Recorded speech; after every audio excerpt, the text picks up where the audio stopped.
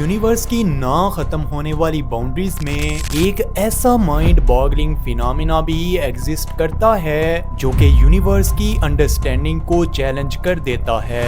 Universe के इन्हीं हैरान कुन फिनोमिनाज में कोई भी ब्लैक होल्स जितना कैप्टिवेटिंग और मिस्टीरियस नहीं रहा, क्योंकि ये एक ऐसा फिनोमिना है जिसकी वजह से बहुत से फिजिक्स के लॉज को तोड़ा गया था। सबसे पहले 1971 में सिग्नस X1 को रिसर्चर्स के द्वारा आइडेंटिफाई किया गया और उसी समय से इसने ह्यूमंस को एक पजल में डाले रखा है। ब्लैक होल एक ऐसी मिस्ट्री है जिसके अंदर ढेरों मिस्ट्रीज लाई करती हैं। तो चलिए हम इस कम्प्लेक्स फिनोमिना को साइंस और हिस्ट्री की रोशनी में सिंपल वर्ड्स में एक्सप्लेन करने की कोशिश करते हैं और हम इसके बारे में आपसे वो तमाम फैक्ट्स शेयर करेंगे जो जानने में आपके लिए बहुत ज्यादा इंटरेस्टिंग होंगे।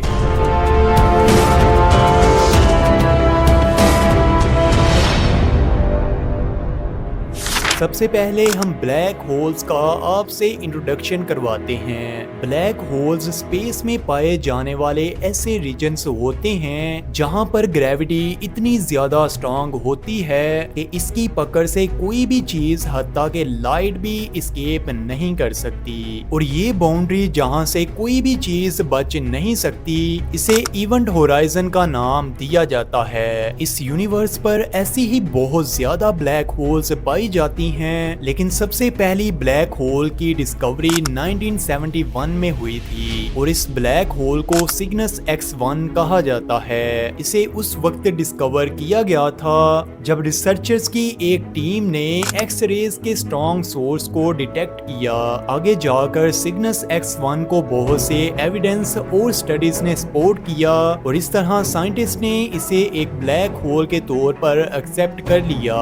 अब हम ये जानते हैं कि ब्लैक होल्स आखिर बनती कैसे हैं। इसकी फॉर्मेशन के बारे में कुछ इंटरेस्टिंग थ्योरीज पेश की जाती हैं। सबसे पहली थ्योरी स्टेलर कोलैप्स ये कहती है कि एक बहुत बड़ा स्टार जो कि अपने आप को ग्रेविटी के अगेंस्ट सपोर्ट नहीं कर पाता और ये तबाह बर्बाद हो जाता है। इस स्टार के सबसे अंदर वाला हिस्सा यानी कोर फट जाता है और इसकी बाहर वाली लेयर के टुकड़े हर तरफ फैल जाते हैं। इसकी कोर अंदर की तरफ कंप्रेस हो जाती है और इस तरह ये एक ब्लैक होल की शक्ल ले लेती है। सेकंड थ्योरी यानी एक्रीशन ये आइडेंटिफाई करती है कि एक ब्लैक होल मैटर को कंज्यूम करने की वजह से बनती है और ये अपनी इंटेंस ग्रेविटी की वजह से दूसरी ब्लैक होल्स को अपने अंदर मिला लेती है, जिससे इसके साइज में भी बहुत ज्यादा इजाफा होता है और इसकी ग्रेविटी और भी ज्यादा इंटेंस हो जाती है। इसके अलावा ये भी थ्योरी पेश की जाती है कि इन ब्लैक होल्स की फॉर्मेशन बिग बैंग होने के बाद ही हुई थी और बिग बैंग के बाद बनने वाली इन ब्लैक होल्स को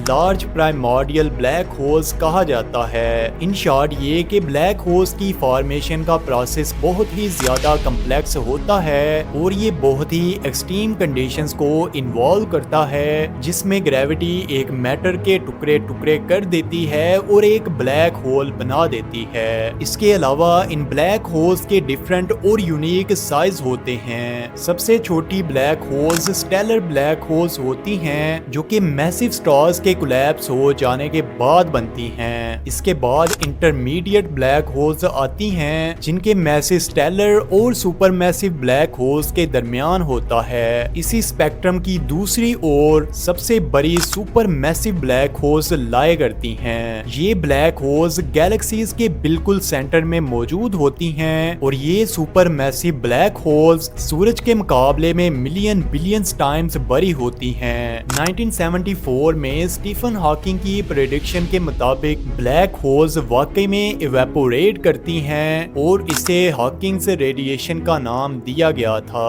और इवेपोरेशन का ये प्रोसेस बहुत ही स्लो स्पीड के साथ होता है। नो डाउट के यूनिवर्स में ये बहुत बड़ी और मिस्टीरियस मिस्टीरियस ब्लैक होल्स मौजूद हैं, लेकिन क्वेश्चन ये पैदा होता है कि क्या ये ब्लैक होल्स हमारे लिए कोई इम्पोर्टेंट रोल प्ले कर सकती हैं। जैसा कि आपको बताया कि ये ब्लैक होल्स गैलेक्सीज के सेंटर में मौजूद होती हैं, इस तरह ये ब्लैक होल्स गैलेक्सीज को ग्रेविटेशनल पुल प्रोवाइड करती हैं, जो वाकई इनके लिए बहुत ज्यादा जरूरी होती है। इन ब्लैक होल्स का गैलेक्सीज के दरमियान मौजूद होना इन्हें फट जाने से बचाती हैं। इस तरह ये ब्लैक होल्स गैलेक्सीज की सेफ्टी में क्रूशल रोल प्ले करती हैं। ब्लैक होल्स को जानने की हमारी इस प्रोग्रेस में बहुत सी मिस्ट्रीज ऐसी हैं जो कि अनसॉल्व्ड रह जाती हैं। नेचर की सिंगुलैरिटीज के बारे में बहुत सी questions, information paradox, black holes को डायरेक्टली ऑब्जर्व करने के चैलेंजेस ने